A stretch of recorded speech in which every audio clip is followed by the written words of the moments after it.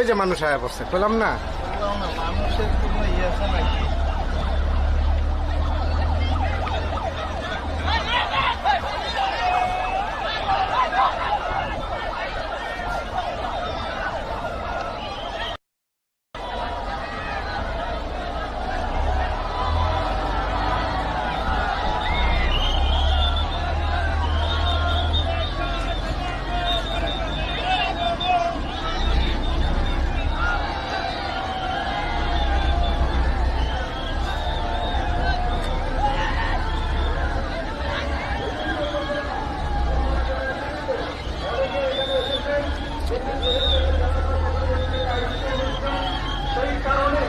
আমরা অনেক নেতৃবৃন্দকে যথাযথভাবে আমরা তাদেরকে এখানে বসার সুযোগ করে দিতে পারিনি।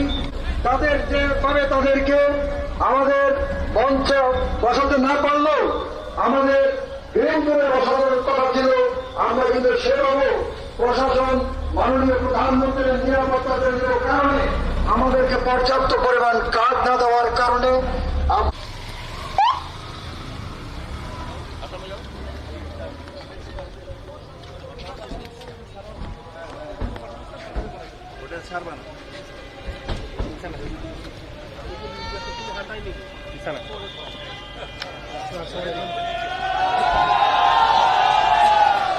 ওদের সাথে কানেকশন আছে।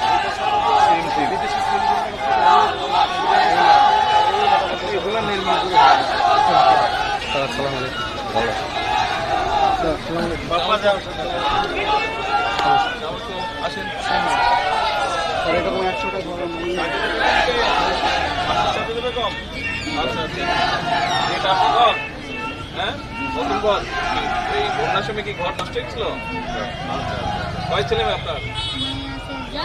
হ্যাঁ, মেয়ে 4 জন, ছেলে 2 জন। আচ্ছা আচ্ছা, কি করেন আপনি? তেমন কাজ করে না,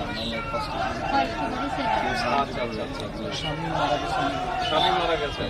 ও আচ্ছা, কবে মারা গেছে স্বামী? 2018 সালে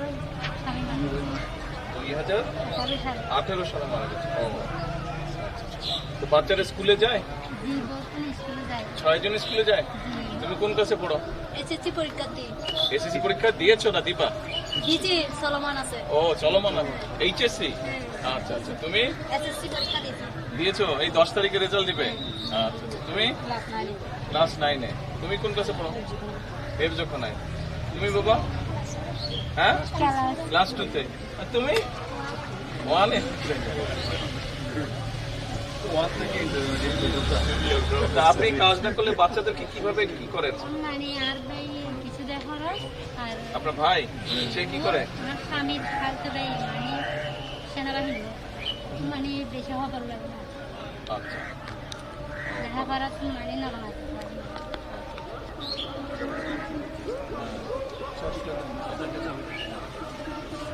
এটা চাবি, এটা আপনার এই যে ঘরের চাবি। হ্যাঁ, এটা আপনার ঘরের চাবি। আপনার ঘর এই যে বন্যায় নষ্ট হয়ে গেল, সেই জন্য সরকার থেকে আমরা যতটুকু পেরেছি ঘর করে দিচ্ছি। আসল চাবিটা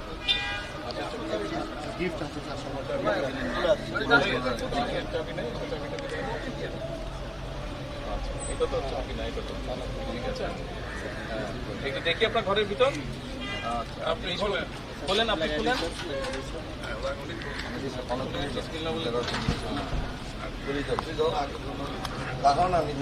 এখানে সবাই মিলে থাকতে পারবেন?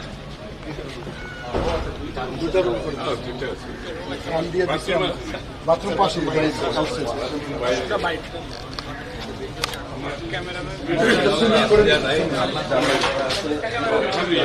না, এখনই গতকাল রাত্রে তাড়াহুড়া করে করছি তো। জানলা খুলে দিলে